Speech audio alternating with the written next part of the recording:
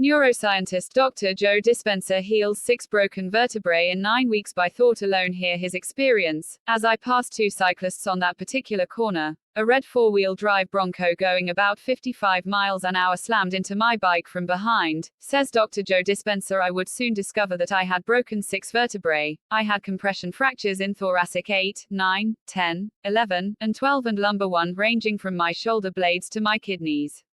The vertebrae are stacked like individual blocks in the spine, and when I hit the ground with that kind of force, they collapsed and compressed from the impact.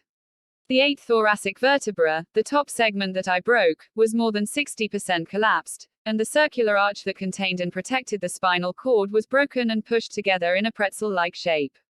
When a vertebra compresses and fractures, the bone has to go somewhere.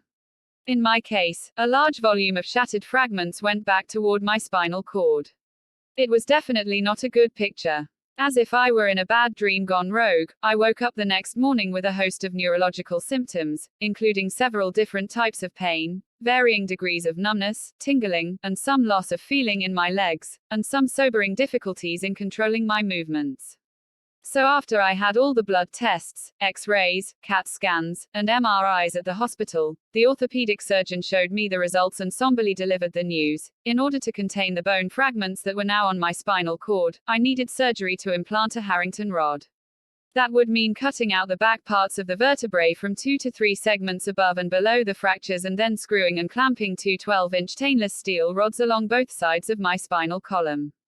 Then they'd scrape some fragments off my hip bone and paste them over the rods.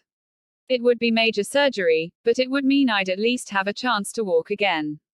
Even so, I knew I'd probably still be somewhat disabled, and I'd have to live with chronic pain for the rest of my life. Needless to say, I didn't like that option. But if I chose not to have the surgery, paralysis seemed certain.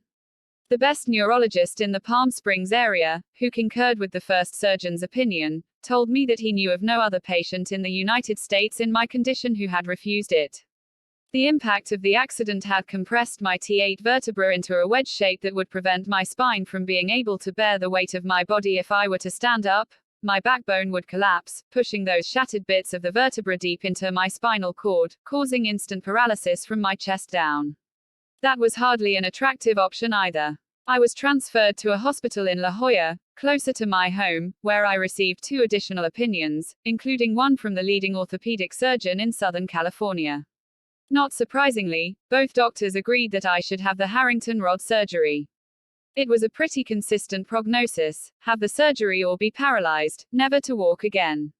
If I had been the medical professional making the recommendation, I'd have said the same thing: it was the safest option. But it wasn't the option I chose for myself. Maybe I was just young and bold at that time in my life, but I decided against the medical model and the expert recommendations.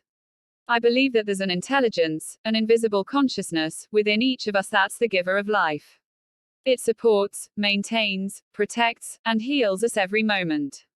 It creates almost 100 trillion specialized cells starting from only 2. It keeps our hearts beating hundreds of thousands of times per day, and it can organize hundreds of thousands of chemical reactions in a single cell in every second, among many other amazing functions. I reasoned at the time that if this intelligence was real and if it willfully, mindfully, and lovingly demonstrated such amazing abilities, maybe I could take my attention off my external world and begin to go within and connect with it, developing a relationship with it.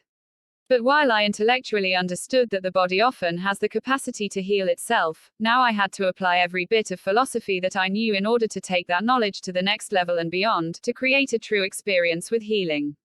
And since I wasn't going anywhere and I wasn't doing anything except lying facey down, I decided on 2 things. First, every day I would put all of my conscious attention on this intelligence within me and give it a plan, a template, a vision, with very specific orders, and then I would surrender my healing to this greater mind that has unlimited power, allowing it to do the healing for me. And second, I wouldn't let any thought slip by my awareness that I didn't want to experience.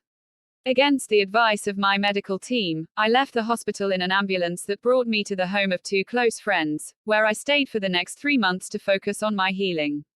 I was on a mission. I decided that I would begin every day reconstructing my spine, vertebra by vertebra, and I would show this consciousness, if it was paying attention to my efforts, what I wanted. I knew that it would demand my absolute presence. So for 2 hours twice a day, I went within and began creating a picture of my intended result, a totally healed spine.